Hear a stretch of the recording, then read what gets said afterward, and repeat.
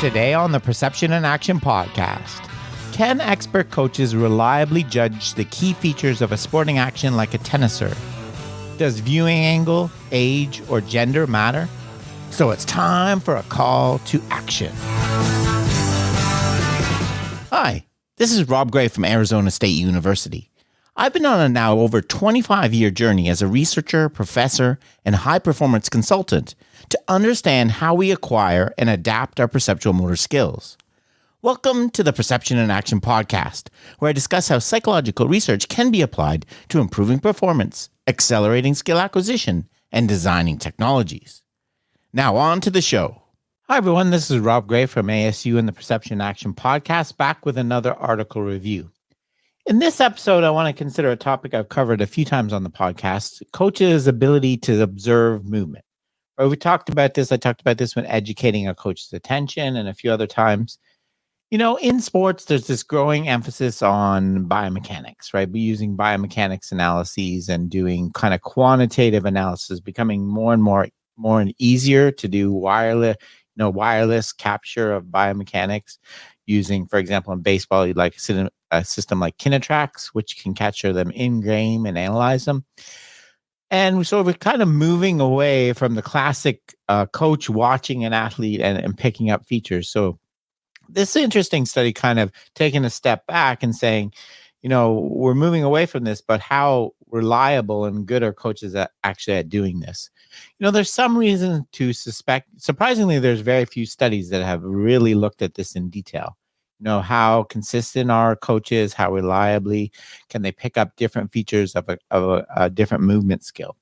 So in this study, they looked at that. This is a study by Wood and colleagues published in Journal of Sports Sciences earlier this year, right? And so they're going to look at they're focusing on observing the tennis serve and looking at performance, right? So there's a few reasons to suspect it. In particular, they're going to focus on observing in video, right? So that's a separate issue from observing in person, but it addresses some of the same concerns. So there's a few reasons to suspect that observing either video or in person might be limited. The first is effective viewing angle. I've talked about this on podcasts before. This is also an issue with a lot of the biomechanics, quote unquote, apps you get. Quote unquote biomechanics apps you can get out there because they have a 2D view. And the problem with the 2D view is there's this problem of parallax error, right? So to illustrate parallax, I'll hold up your thumb and put it in a 90-degree angle, right? So obviously, if you move your fingers together, that's going to make the angle smaller, right? Go from 90 to 45, for example. But you can get that same reduction in angle by turning your fingers towards you, right? So keeping them in the same position and turning them towards you will result in the same reduction in the size of that angle. Right? And that's illustrated in this picture here, baseball picture. Their elbow angle is bigger, but did it occur because the angle of their arm actually changed or their orientation relative to you changed, right? When you have a 2D system, there's ways you can correct for this, but not really well, right? So that's one problem that's been identified. So a coach either viewing a 2D video or just watching an athlete from one particular viewing point may be susceptible to this problem. A second problem, of course, is compared to a quantitative system that's inputting to a biomechanical model, there's obviously much, much less detail we can pick up with the human eye and subtleties in the difference in human movement that we can pick up. So maybe there's going to be a lot we're going to miss, right? So that's kind of what this study is designed to address. It's also looking at, you know, maybe there'll be problems with gender, right? So, for example, if you only coach male athletes, maybe you'll be poor at picking up movement of female athletes or vice versa. And also age, right? Maybe there'll be some issues with detecting the same features of a movement at athletes that are different sizes, different stages of development. So this study looked to address all that. So they're going to look at, you know, the key research question is the coaching eye good enough to identify key features of movement, or do we really desperately need these quantitative type analysis? Of course, they can add to the coach's eye, but how much can we get by just being a good observer of the movement? So they're going to look at the reliability of two expert raters, coaches. They're going to watch the serve mechanics of two videos, right? of different from two different angles and across different genders, right?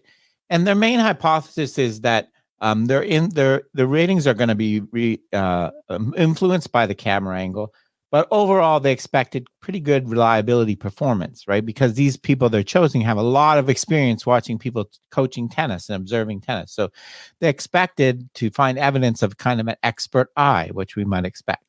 Okay. So what they did was they had two high performance coaches. This is a little bit different, a little bit to me. This was a weird kind of not a confound, but complication of the study is that both these coaches had PhD in biomechanics. So maybe they understood movement and what they were looking for better than your average coach, right? So what they did was they rated the serves of 150 male and 150 tennis players. Half of them were current or past professionals. There was 3 different age groups and 2 different viewing angles, sagittal and rear coronal, which I'll show in a second. The age groups were 9 to 11-year-olds, that's your state level, 12 to 15-year-olds, which are junior, and 18-year-olds or over, which were professionals, right? So they had these 3 different age groups. So we're watching all these different videos. The 2 different viewing angles are shown here. So the side angle is viewing from a side. So the sagittal view is from the side. So imagine watching the tennis serve where you can see the person, see the front of the body and the face. The coronal angle is viewing from behind, right? So behind the certain, so seeing these 2 different angles, right? So those are the 2 main features. For the study, before they did the actual ratings, the coaches worked to identify 13 key features they were looking for, right? And both of these, I like these because they're not really traditionally looking for an ideal form, a lot of them. For example, they're looking for rhythm, things like rhythm in the serve. There is some old school evidence, looking for a repeatable action, but they're also looking for bandwidth. They're looking for, the serve. The ball wasn't excessively in front of the person and they tossed it. They were to a certain extent looking for certain positions, so it is a little bit kind of different than we're looking for in the ecological approach. But they identify these, they're looking for knee action, shoulder action, rotation, ball toss, and kind of overall rhythm and speed of the serve, right? So they identified these features. They the 2 experts rated them on a scale from 1 to 7, whether they were good quality or not. And so they did 600 ratings using the scale. 600, the total of 7,800 ratings. Okay. They made 600 for 600 servers. They made all these 13 ratings. 1 to 7 represented 1 represented the ideal performance, 1 represented porous, and 7 represented ideal. They were looking at players of different age and gender, right? So again, a little bit different than we're looking in ecological, but still, I like they had some things like rhythm, the overall quality of the serve. They're reviewing that they're encouraged to use the typical method they use when reviewing actions. So they could do it in any order they want. They could reverse the video, speed it up, slow it down, however they wanted to do these ratings. Okay, so it was kind of fairly realistic again, and we're using video here, though. We're not.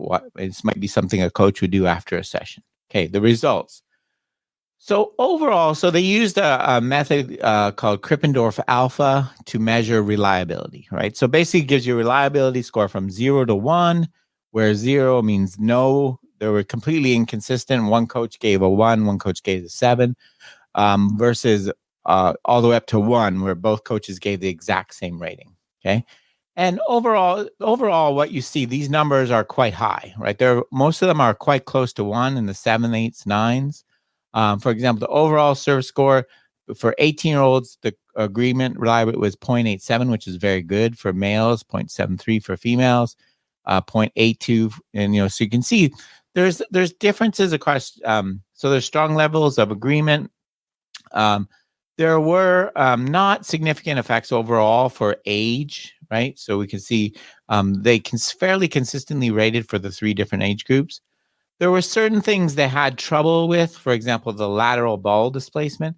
This again could be the effective viewing angle. That's when the ratings get a little bit lower, down into the 5s and 4s in terms of the 0.5 and 0.4 in terms of the agreement.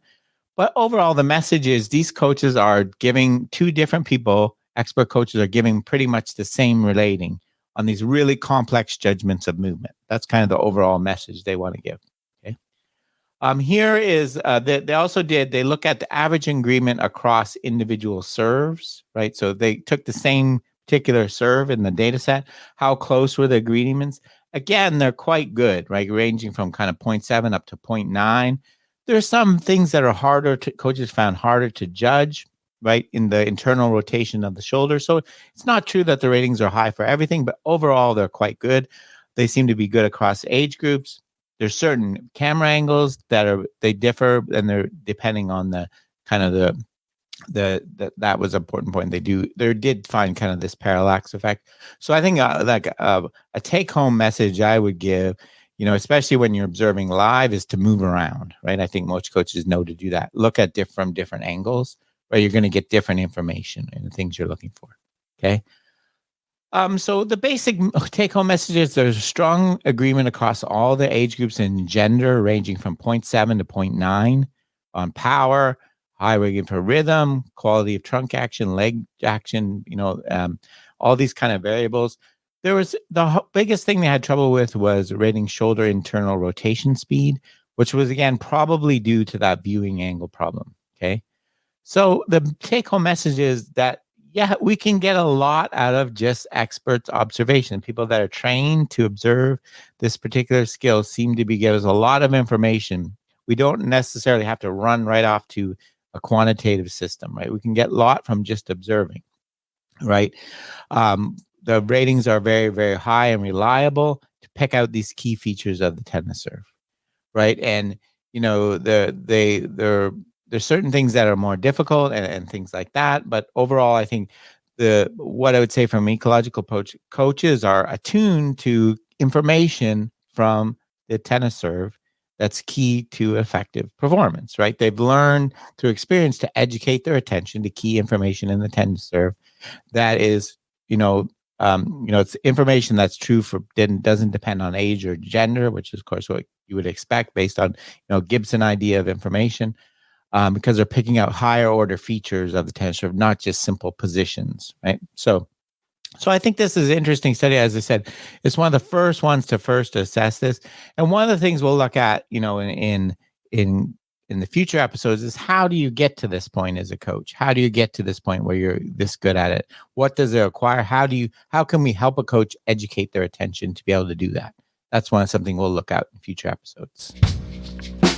Okay, that's it for today's episode. Remember, you can contact me at robgray@asu.edu or follow me on Twitter at ShakyWeights. To find out more about the podcast, please check out perceptionaction.com. Finally, to support the podcast and receive bonus materials, including a monthly coaches meetup, please head over to patreon.com/perceptionaction. This is Rob Gray from ASU. Cheers for now, and keep them coupled. Gone through St. Louis.